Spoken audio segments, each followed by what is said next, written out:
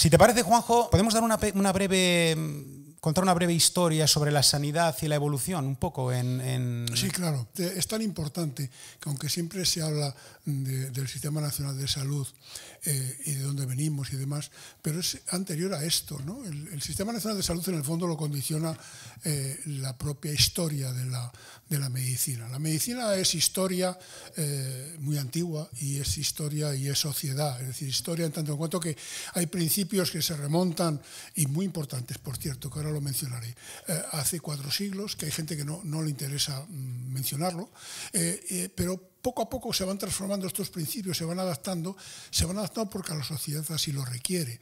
Nadie pensaría, por ejemplo, aunque luego hablemos, hace simplemente 15 años o 20 años o 30 años que yo ya trabajaba de médico y hace 40 también, que se iba a regular la eutanasia en España. Era algo como ciencia ficción, pero ahí está. Es decir, la medicina y la sociedad nos va obligando a adaptarnos también a los requerimientos sociales. Y digo esto porque aunque ahora mencionaré cómo se produce el complejo proceso de evolución histórica que se produce después de la Segunda Guerra Mundial y concretamente después de la Guerra Civil Española en relación a la sanidad, lo cierto es que todo procede de un momento en el que un señor que se llamaba Hipócrates tenía la manía de tratar a todos los enfermos igual. Pero fijaros que Hipócrates, que era como varias décadas anterior a Aristóteles, el hecho de estar enfermo para él significaba que aplicaba los mismos principios, fueran esclavos o fueran señores. Era todo igual, los mismos principios para todos los enfermos. En aquella época Aristóteles, sin embargo, creía y justificaba la esclavitud. Es curioso, ¿no? Pero ojo, no nos escandalicemos de que Aristóteles, por cierto, filósofo y político, justificara la esclavitud, sino que hasta el siglo XVIII, no sale el enunciado de aquel de que todos los hombres y mujeres somos iguales. Pero esto es el XVIII, pero actualmente eso todavía no lo hemos logrado. Sin embargo, la medicina, yo mismo he atendido peticiones en torno, no voy a profundizar en ello, a personajes nada más y nada menos que terroristas, y les he tenido que atender porque los principios de mi profesión me obligan a ello, independientemente de mi afinidad o contraafinidad por ese ser humano que resulte además odioso, ¿no? Es decir, esos principios de igualdad, esos principios de solidaridad, esos principios de que el ser enfermo es ser atendido, aunque estés en plena guerra, el médico militar, el médico en ejercicio militar, tiene que atender, otra cuestión es cómo lo haga y es tan difícil, ¿no? Tiene que atender incluso a los heridos y necesitados del bando contrario. Un médico... Que igual luego pueden levantarse, curarse y pegar un tiro y matar a alguien de tal. ¿Sí? Tiene que atender a un terrorista si es necesario tratarlo. Esto para la gente que no tiene relación con la profesión le puede resultar extraño y raro, pero es así. Bueno, esos principios de solidaridad se trasladan durante toda la historia hasta llegar progresivamente a los momentos actuales, digamos, hasta la medicina moderna, pero que han sido generalizados en todas las culturas médicas que nos han rodeado, de la cual la más brillante probablemente haya sido la que nos ha permitido llegar hasta aquí. Claro, el proceso histórico al que te refiero, llegamos a la historia, a la Segunda Guerra Mundial, y ahí hay una conclusión muy curiosa, ¿no? El dinero lo tenía siempre los mismos, como hasta ahora, ¿no? Pero se llegó a la conclusión de que, mira, tú tienes más dinero que yo, pero vas a ayudarme a que tenga atención sanitaria, a que tenga educación y a que tenga un cierto grado de bienestar. Y yo que soy pobre, probablemente con estos principios un día podré aspirar a ser como tú. Estos principios de alguna manera en Europa han funcionado y en España también.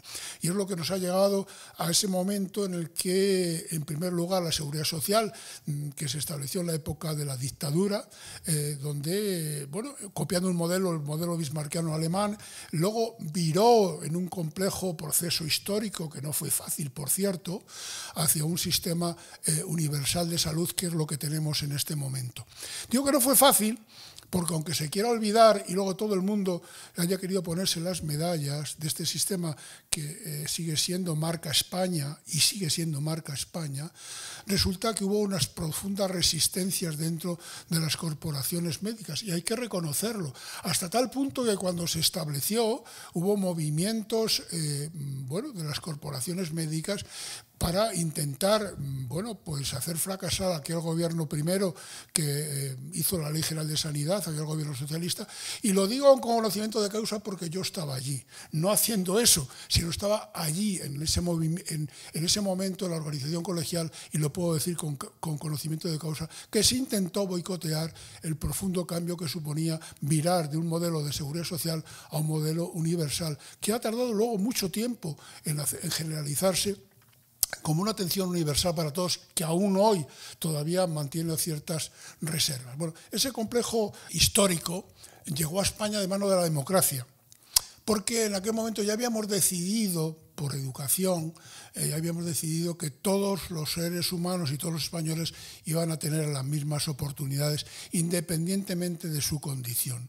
Y eso llegó, como digo, después de la democracia, y esos consensos políticos que costó mucho llegar a ellos se produjeron. Y esos consensos políticos, digo, que se produjeron después de muchísimo esfuerzo, y no fue fácil. Igual que luego fue fácil, como aunque luego supongo que hablaremos las transferencias a las comunidades autónomas, y qué ventajas tiene eso en contra de aquellos que todavía lo siguen criticando, que por cierto tienen muchas más ventajas.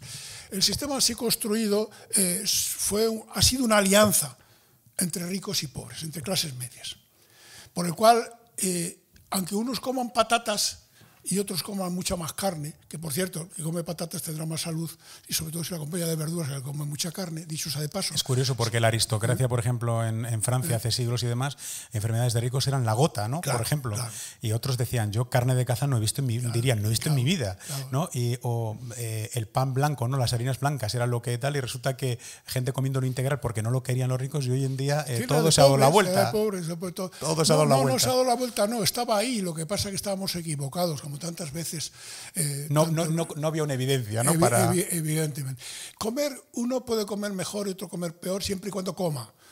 Es decir, las diferencias sociales en cuanto al acceso a los recursos marcan, pero no se podía permitir. No nos podemos permitir que alguien muera cuando hay soluciones para ello. Esto que ha estado metido en el ADN de los españoles desde hace muchas décadas ya, formaba parte del deseo de nuestra sociedad. Sin embargo, curiosamente, es lo que últimamente, en torno a los dineros y la gran cantidad de dineros que mueve la sanidad, lo que está de alguna manera fallando. Y hay ya gente que entiende que puede haber un interés en diferenciar a los ricos de los pobres, que no tienen que ser atendidos lo mismo los ricos que los pobres, pero no lo manifiestan de hecho. Bien, ese consenso se llegó, y ese consenso nos ha traído hasta aquí y nos ha permitido, pues lucir un sistema como el que tenemos, ¿no?